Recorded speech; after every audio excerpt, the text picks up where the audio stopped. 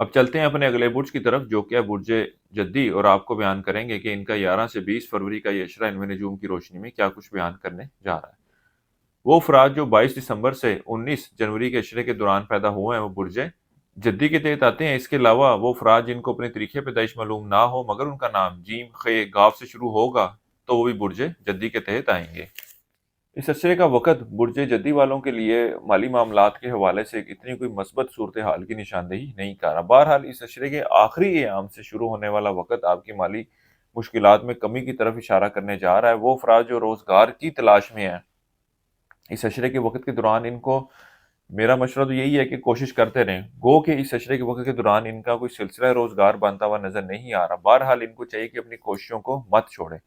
اس کے ساتھ ہی ساتھ وہ افراد جو تبدیلی نوکری کے خواہش مند ہیں ان کے لیے بھی یہ وقت اتنی کوئی مثبت صورتحال کی نشاندہی نہیں کر رہا۔ اس کے علاوہ اس وقت کے دوران آپ کے کوئی رشتہ ہوتا ہوا نظر نہیں آ رہا۔ خاص طور پر وہ افراد جو پسند کی شادی کے خواہش مند ہیں، اس اشرے کے وقت کے دوران کوئی ایسی صورتحال نظر نہیں آ رہی کہ آپ کی پسند کی شادی کی خواہش پوری ہو جائے۔ اس کے علاوہ وہ افراد جن کی کوئی بات پکی ہوئی تھی یا رشتے کی بات چل رہی تھی، ان کو بھی چاہیے کہ ان معاملات کے حوالے سے انتہائی بریک بینی کا مظاہرہ کریں، کیونکہ ان کی طرف سے برتی گئی لاپرواہی یا کوئی بھی ایسا اقدام ان کے اس نئے بنتے ہوئے رشتے کو ختم کر سکتا ہے۔ وہ افراد جو مستقلی بیماری کا شکار ہیں، اس اشرے کے شروع کے دوران ان کی صحت میں اللہ کے فضل و کرم سے بہتری دیکھنے میں آئے گی۔ اس کے ساتھ ہی ساتھ اس اشرے کے وقت کے دوران آپ کی توجہ مذہبی معاملات کی طرف بڑھتی ہوئی نظر آ رہی ہے۔ وہ افراد جو بیرون ملک سفر کے لیے اپلائی کرنا چاہتے ہیں، ان کو چاہیے کہ اس اشرے کے پہلے 4 دنوں کا انتخاب کریں۔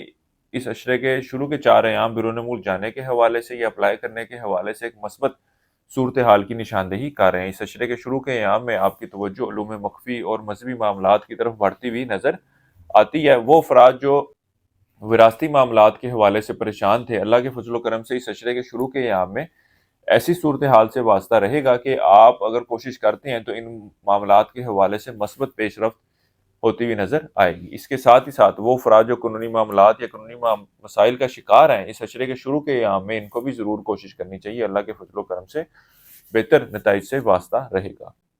وہ افراد جو زندگی کے کسی بھی معاملے میں رہنمائی چاہتے ہوں یا وظائف کا بارے میں پوچھنا چاہتے ہیں، وہ ہمارے اسکرین پر دیے گئے نمبر پر رابطہ کر سکتے ہیں۔ انشاءاللہ تعالی اللہ کے حکم سے ان کی ایک بہتر رہنمائی کر دی جائے گی۔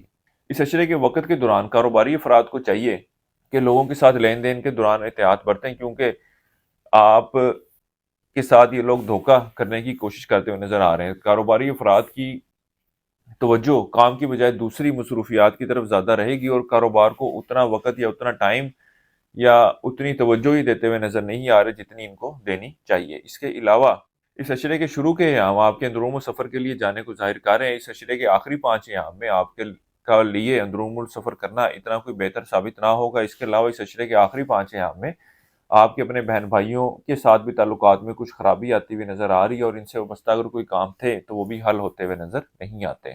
اس کے علاوہ اس اشرے کے وقت کے دوران طالب علموں کی توجہ تعلیم کی بجائے دوسری سرگرمیوں کی طرف زیادہ مرکوز رہے گی اور ان کی تعلیمی میدان میں کارکردگی جو ہے وہ خاطر خواہ نظر نہیں آتی۔ اس عرصے کے لیے ایک وظیفہ آپ کو بتا رہا ہوں، درود شریف کا 11 مرتبہ آپ نے روزانہ پڑھنا ہے اور اپنے معاملات میں بہتری کے لیے دعا کریں۔ اس کے علاوہ حسب توفیق نقد رقم کا صدقہ کرتے رہیں۔ اس عرصے کی 7 تاریخ آپ کی 14 فروری کی ہے۔ اس عرصے کی نحس تاریخ آپ کی 16 اور 17 فروری کی ہے۔ برج جدی والوں کے لیے اب تک اتنا ہی۔ اللہ حافظ۔